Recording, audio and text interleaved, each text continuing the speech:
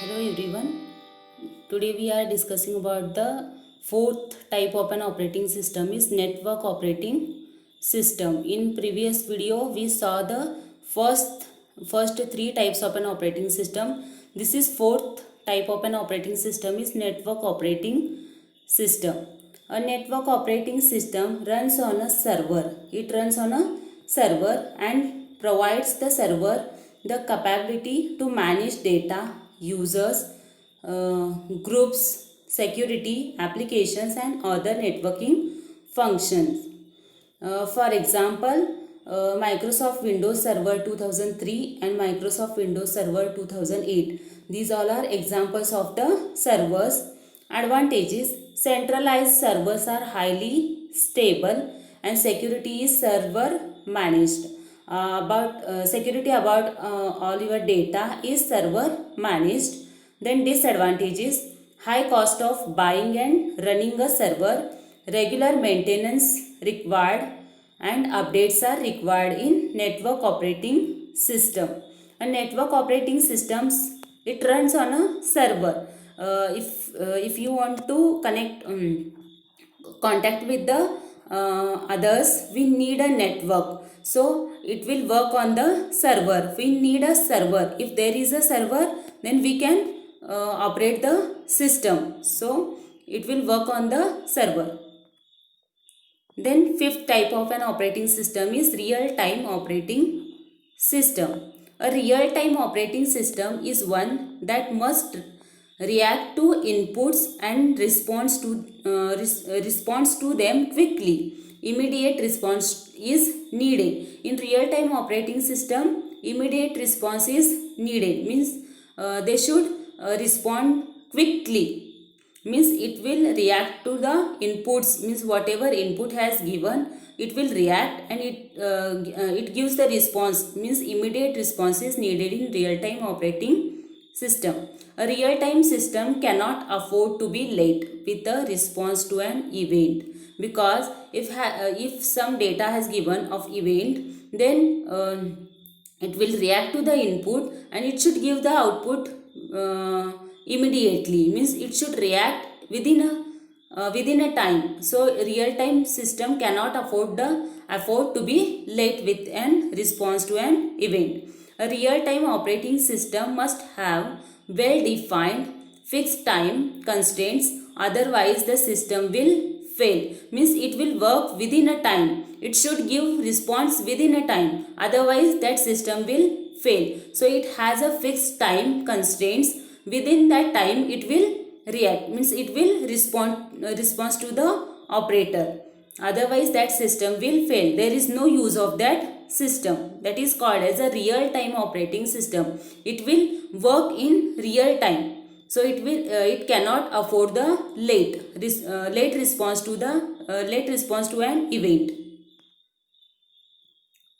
Some examples of an real time operating system: scientific experiments. In scientific experiments we use the real time operating system because it gives the quick response to the user. It cannot afford the late response. So industrial control system, weapon systems, robots, air traffic controls. In air traffic controls we need a quick response. If it gives the late response, there is no use of that system, so it will work properly. So it cannot afford to be late. Then anti missile defense system, airplane landing control system, interrupt error in computer system. In these all devices, in these systems we use the real time operating system. These all are examples of an real time operating system. In this area we use the real time operating system. There are two types of an real time operating system: hard real time operating system and soft real time system. First one is hard real time system.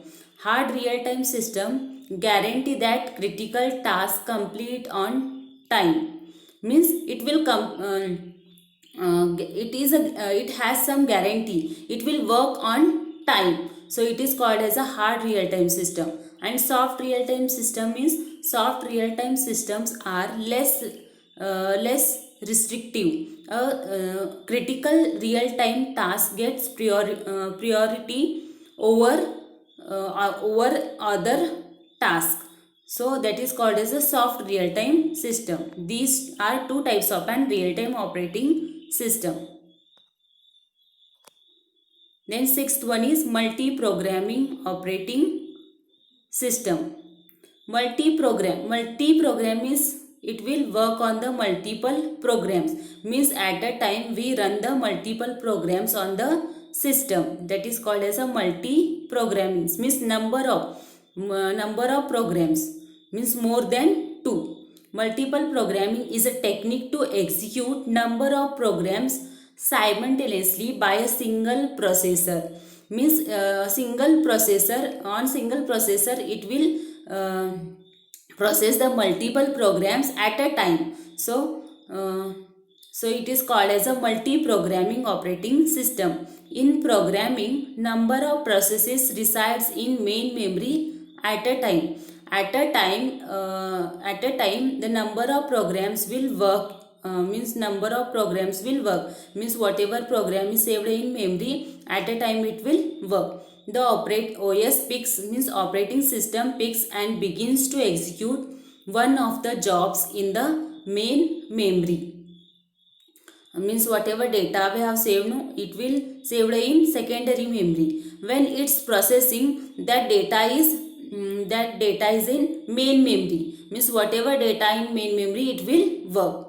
If any input output wait happened in a process, the CPU switches from that job to another job. See, the first any one program is not working, so it will wait. Then CPU switches from that job, means it will back from that job, and then another job will work. Then advantages of multi-programming operating system is high and efficient CPU utilization.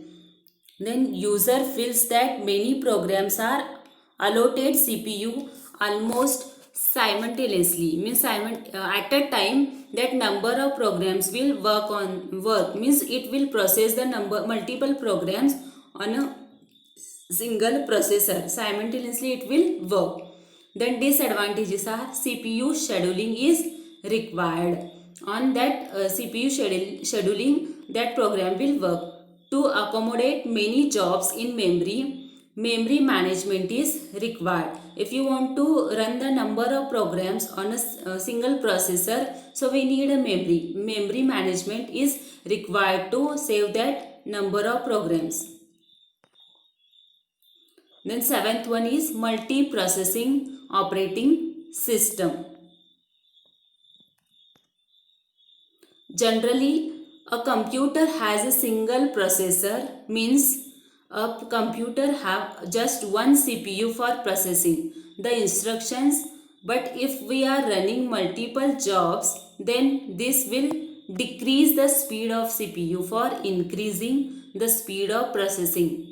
Means multi-processing operating system means for one computer there is only one CPU. If you are running the number of programs on a single CPU, it will speed of processing it will decreases. So speed of CPU, if you want to increase the CPU speed, processing speed, then we use the multi-processing. In the multi-processing there are two or more CPU in a single operating system. In single operating system we use the number of CPUs in a single operating system. If one CPU will fail, then the other CPU is used for providing backup to the first CPU. With the help of multi-processing, we can execute many jobs at a time. See here, if you are running the number of programs on a single CPU, so in multiprocessing we need a number of CPUs. So when it's processing that time, if the one CPU is fails, then second CPU will take the backup data of that first CPU, means it will continuously work on the second CPU. So we need a number of CPU in multi-processing operating system. If you are running the number of programs on a single CPU, it will decrease the processing speed of the computer. So if you want to run the number of programs, mean number of tasks, if you want to do at a time, so we need a number of CPU. If you are running on a number of CPU, so the processing speed of computer is increased and it will work fast. So this is the concept of the multi-processing operating system. So we can execute the many jobs at a time using the multiple CPUs. All the operations are divided into the number of CPUs. If first CPU completed his work before the second CPU, then the work of second CPU will be divided into the first and second. Means the second CPU's work is completed, then the first work of the CPU is divided into the first and second CPU. Means the work will complete within a time, it will work fast, so it will divided into the first and second CPU. These systems are generally used in environment like satellite control, weather forecasting. In satellite control and weather forecasting, we use the this type of operating systems. Then eighth type of an operating system is desktop operating system. We will discuss about the desktop operating system in next video.